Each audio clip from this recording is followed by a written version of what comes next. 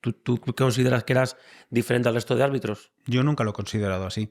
Yo creo que cada árbitro en este caso no decide primero las categorías que ostentas. Tienes que pasar por todas. Es decir, un árbitro que lleva primera división pasa por todas las categorías.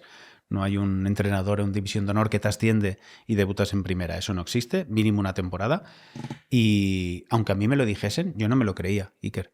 Yo no me creía que era diferente a los demás. Yo utilizaba mis herramientas y sobre todo mis herramientas siempre de alguna forma intentando potenciarlas con 2 buenos asistentes y con un cuarto árbitro al que le hacía sentir pertenencia a ese equipo para que te ayudara a las espaldas. Porque muchas veces una pared en el fútbol es lo más difícil para un árbitro. Porque si te vas con la tracción del balón, el bloqueo a la pared no lo ves.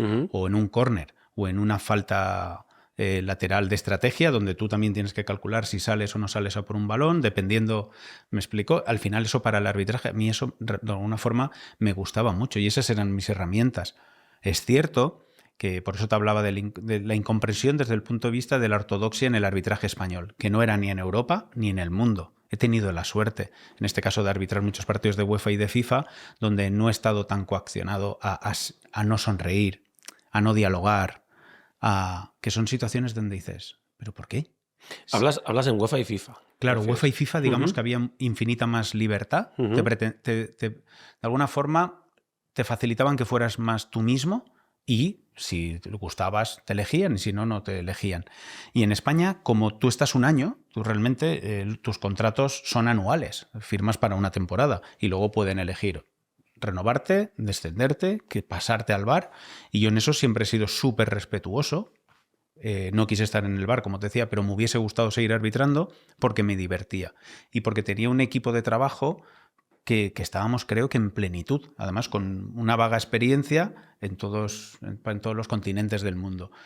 Pero en ese sentido, ellos sí que te coartaban en tu manera de ser. No querían, pues eso, que dieses más explicaciones de las que ellos no querían dar, que, pues eso, pudieras sonreír ante un comentario de un jugador al que has arbitrado más de 50 veces. Yo te voy a preguntar de eso porque me parece curioso, ¿eh? Fíjate que no hemos hablado del tema, pero o sea, lo que yo entiendo, o sea, tu manera de arbitrar no le gustaba o no caía bien al resto de árbitros o responsables del tema de los árbitros. Hubo un punto que fue una concentración. Nosotros antes hacíamos 3 concentraciones, 4 al año. Y hubo siempre se me quedó claro, porque al final vivir eso, tú imagínate en un vestuario donde el míster, el entrenador, para nosotros el director técnico, hace una votación a mano alzada, un sí o un no, si el arbitraje de Mateu Laoz perjudica a... Delante de todos. Delante de todos.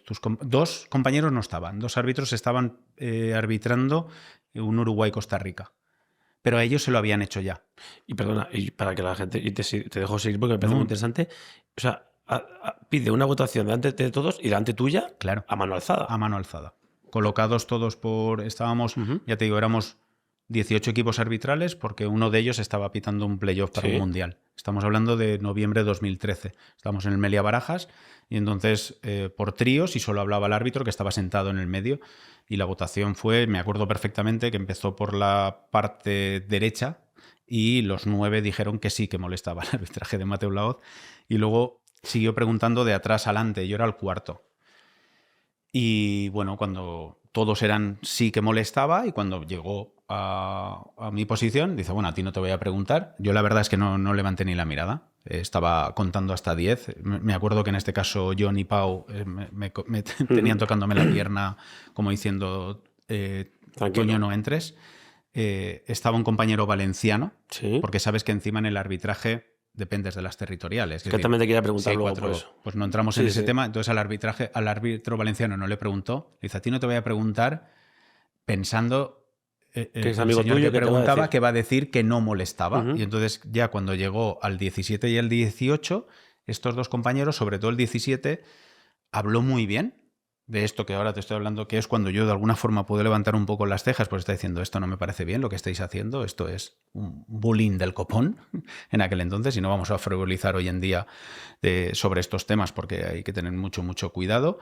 Y el 18 ya habló de una parte psicológica inclusive, porque luego me enteré que estaba estudiando psicología y decía, lo que estáis haciendo aquí es una aberración. Sí, sí, Y totalmente. además, si vamos. esto no lo hicierais a todos, esto en un vestuario no lo podéis hacer. Vosotros como director técnico y el presidente, compañeros. claro, que voten o que juzguen si un árbitro es bueno o malo para el arbitraje español, porque era tal cual. La verdad es que fue una situación que marca un antes y un después en mi vida, que lo he hablado muchas veces a nivel interno.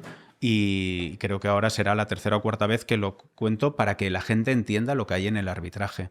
Y que yo en ese arbitraje, que siempre ha sido desde el punto de vista de vasallos, Sí, sí. yo siempre me he sentido deportista.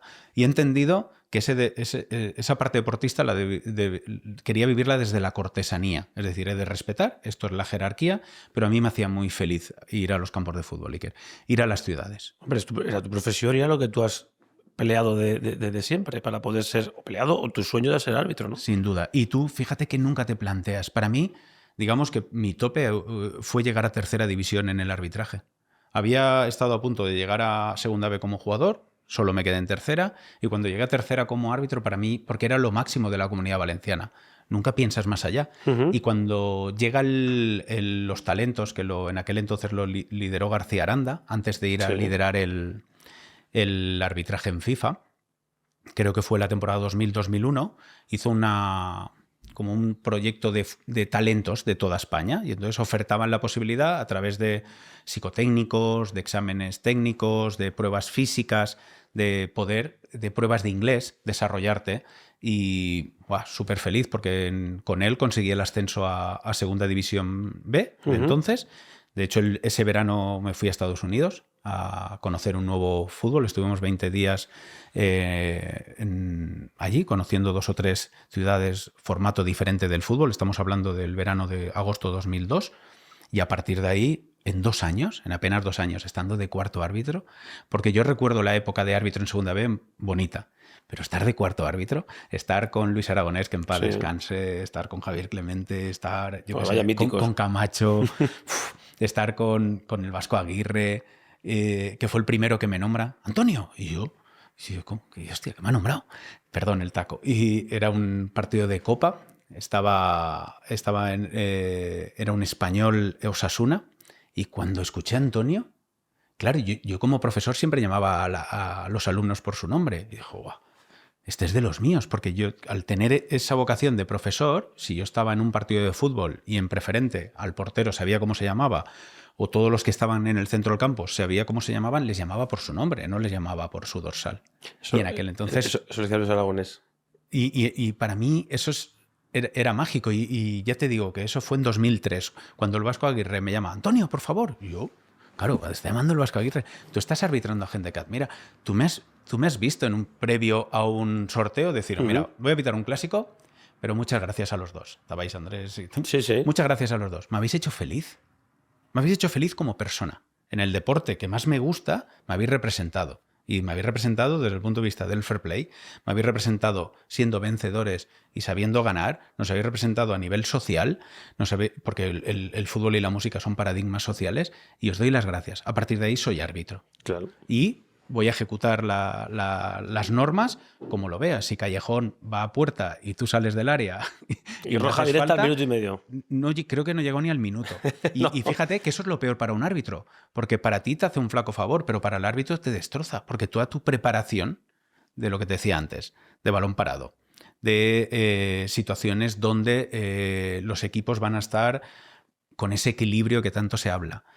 Pues imagínate, pues voy al Toño futbolista y futbolero en una sala fría no fría, porque en el Meliá Barajas me tratan como si hoy cada vez que puedo voy y voy a ver a toda la gente que esté trabajando, porque fue muy duro aquella mañana. Además, la charla empezaba a las 9 y se adelantó de 8 a 9 para hacer este referéndum.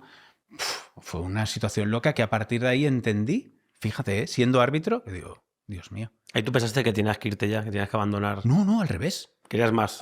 No más, decir, pues no cambio un ápice. Pero sabías que podías estar siempre que mirado con lupa y que te iban a estar... ¿Qué era lo peor que te podía pasar? ¿Descender a que segunda te bajaban división? a segunda división, sí. Y hubiese arbitrado igual en segunda división. ¿Y qué hubiese pasado? ¿Que me hubiesen bajado a segunda B? pues hubiese sido, si ya te digo, si mi tope era de la tercera división, nunca pensé más allá. Entonces, y he tenido la suerte siempre en mi vida de tener ascensos, nunca he tenido un descenso.